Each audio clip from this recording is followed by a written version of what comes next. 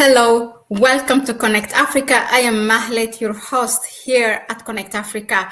Today I'm going to tell you about a tale of two banks, and these stories are about the African Development Bank and the Alliance of the Sahel States Bank, which is established recently.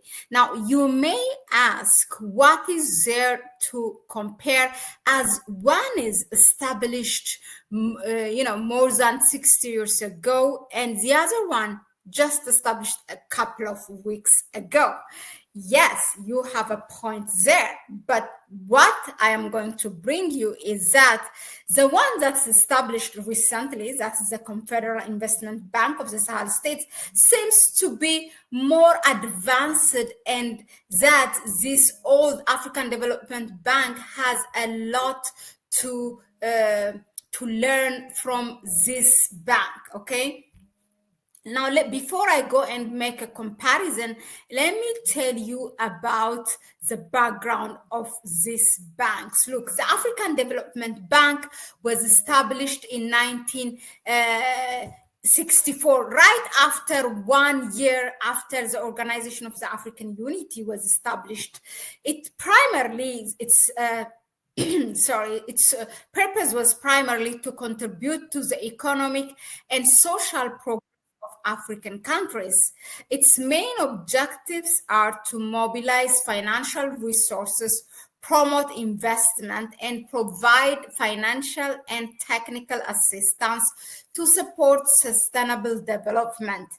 Now, the African Development Bank seeks to enhance economic opportunities, improve living conditions, and strengthen the continent's resilience. But I ask you, has it in the past 6 decades? Was it successful? While I leave you to ponder on that one, I will go and give you a background, also the newly established this Sahel States Bank. Look, now the Confederal Investment and Development Bank, known as also BCIDAES in its acronym name, it's a new regional bank created by the Alliance of Sahel States, which includes Mali, Burkina Faso, and Niger. It aims to provide autonomous financing for development projects in the Sahel region, and reducing dependence on external institutions. The bank is also designed to support infrastructure, particularly in energy, transport, and agriculture, and to stimulate economic integration and financial sovereignty within the member states. Now, if you look at the African Development Bank, a quick, before we go and dissect for you financially how much of these projects in Africa have been supported by a loan that has been gotten from the African Development Bank, I will try to compare them roughly, and this is it. Look, now the African Development Bank is a continental development finance institution focused on broader African economic and social development, while the Alliance of the Sahel States Bank is a more specific regional initiative focused on the Sahel region. Now, the African Development Bank aims to combat poverty and improve living conditions across the continent through various projects and programs, while the AES Bank, on the other hand, aims to provide independent financing for critical infrastructure and development projects within the Sahel region, reducing reliance, this is a keyword, reducing reliance on external institutions and aligning with specific needs of its member countries. Now, in terms of more comparison, the African Development Bank with its scope, it's continental, covering all Africa, and its focus is what we said, broader economic social development, infrastructure, this and that, its activities, various supporting, supporting various projects, programs, also private investment in areas like infrastructure. And the funding, this is a major difference. The funding draws from member countries, World Bank, and other development partners. Now, the the shareholders in the African Development Bank are the regional member countries, and then also 27, mind you, 27 non-African countries, and also international institutions like in Europe, countries in Europe, America itself as a country, I mean the United States, in Asia, institutions like the World Bank, IMF. All these are, they have shares in the African Development Bank. So it's heavily, actually, much of this, although it's only 27 countries and institutes that have a share in African Development Bank, but much of the percentage of the share is owned by these few countries outside of Africa. Not only their countries, but also their international institutions as well. So this is exactly the same thing like its older brother, I call it older brother, the Organization for African Unity, that was established just a year ago from the African Development Bank, which is it's a lion without a tooth. It cannot do anything, because when these powerful countries, economically powerful countries, give you the money, they have the one who have the upper say, the bigger say in the programs that you are running. They will not let you to finance. It's not for free, by the way, okay? It's a loan, and you have to pay that debt as well. And when they finance you, they will not finance you for a project that will really, really bring or increase decrease poverty, or a project that will make Africa free from, food dependency, or free from any kind of import from outside of the continent. No, they will make you stick to them. They might allow you to dig your mines, but they will not allow you they will not give you money to refine your minerals, right? This is how it works. And I'm going to dive with you with details of projects, what the African Development Bank has financed so far, okay? It's an extract of an upcoming research that's going to be, published by our fellow Pan-Africanist Kwame Gonza. So I will just take an extract of that research, which is really interesting. Now let's go back and continue to compare them. Now, when you come to the funding resource, the major one, the funding comes from this outside of Africa as well. So there is no free. They are not.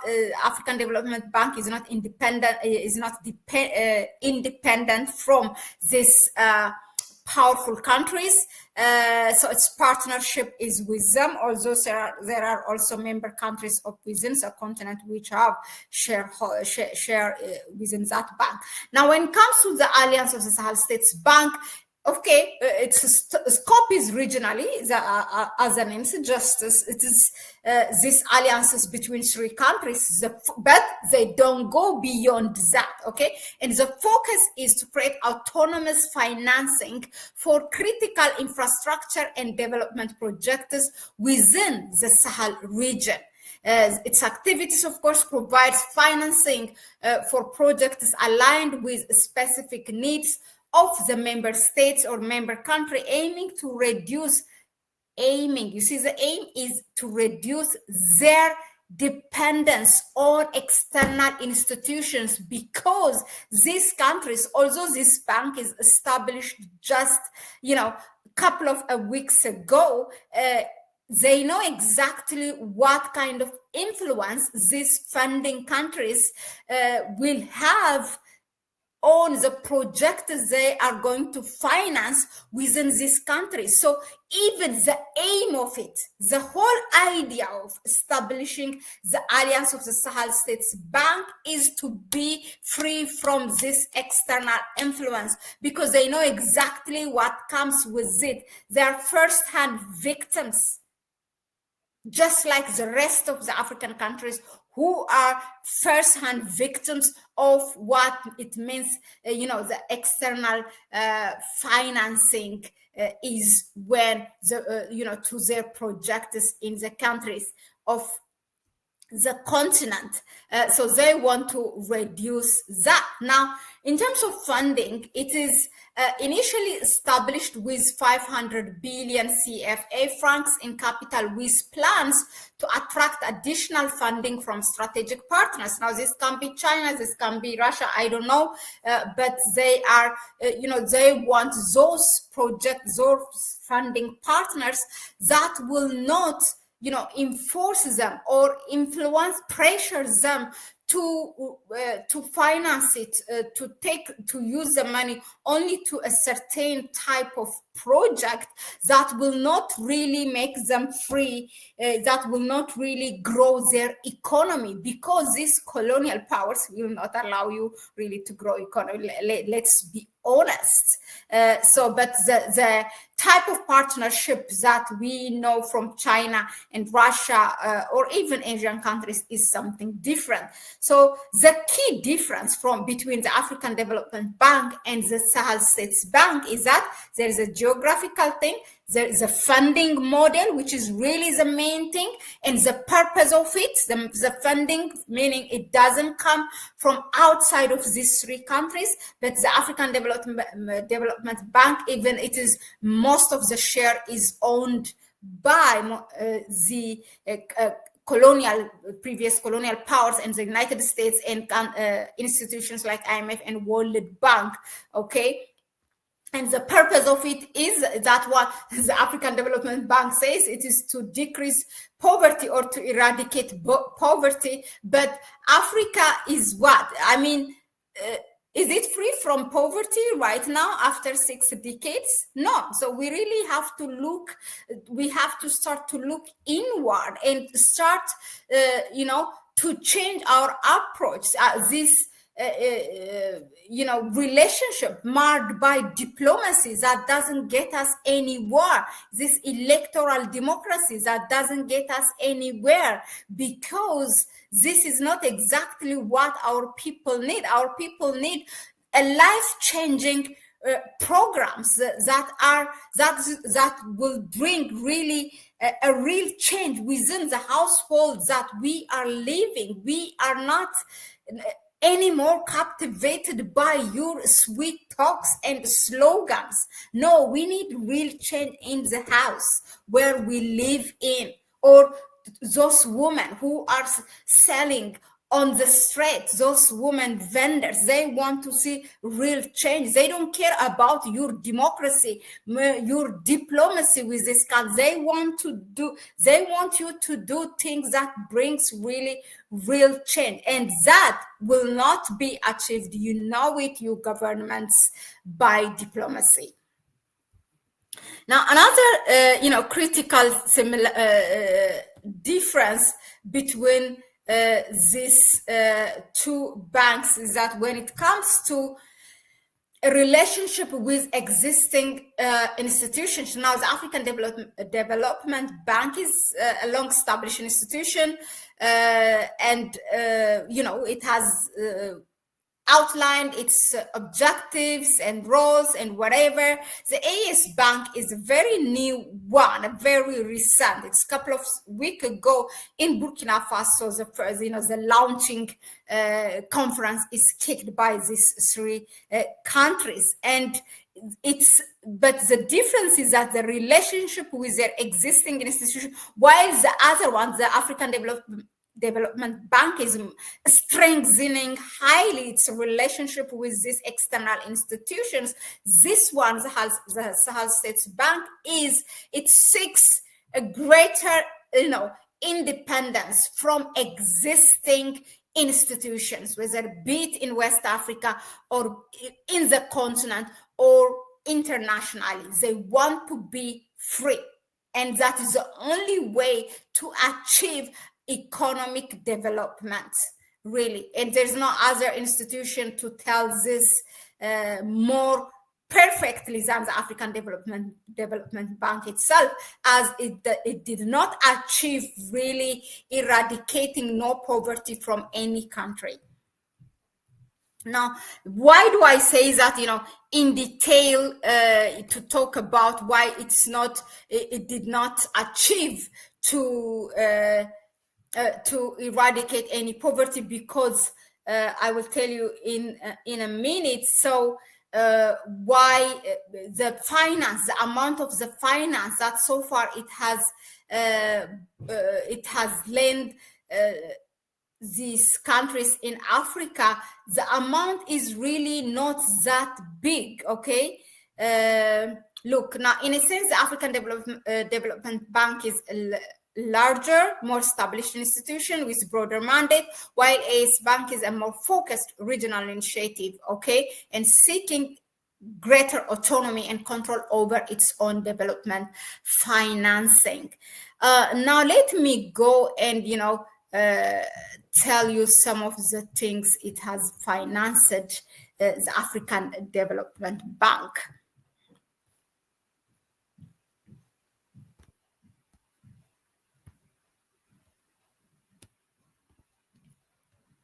Look, so far, the African Development Bank, in its 60 years lifetime, it has financed the Inga hydropower project in DRC, 14 billion.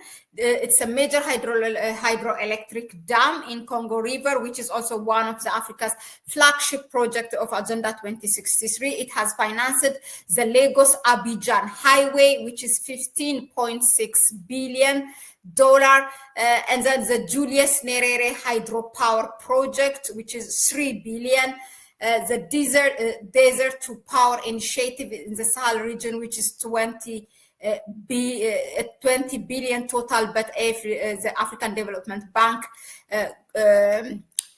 contributed. Let me tell you. Okay, look, it's not full of the amount. I will go again through the project. The Inga hydropower, the total amount is $14 billion, but what the African Development Bank contributed is $100 million. Okay, please, correction. The Lagos-Abidjan highway, totally it's 15.6 billion, but the bank only contributed 3.5 billion by loan. Okay, when I say contributed, it's not for free. The Julius Nyerere hydropower, it's $3 billion cost, but only $1.5 billion it contributed.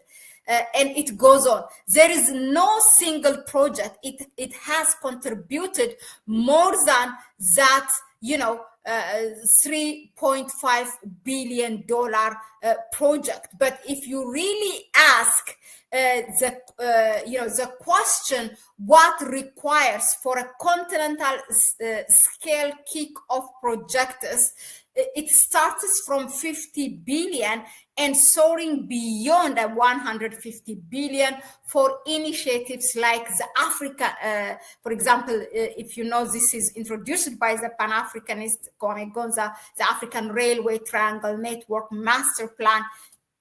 And also there are others, the Grand Inga Dam. This is also a major thing if it is completed. But again, it's a 15 billion. It demands actually 18 billion but the bank was only able to finance how much? Like $100 million for it. So there are more, details that we can go through it.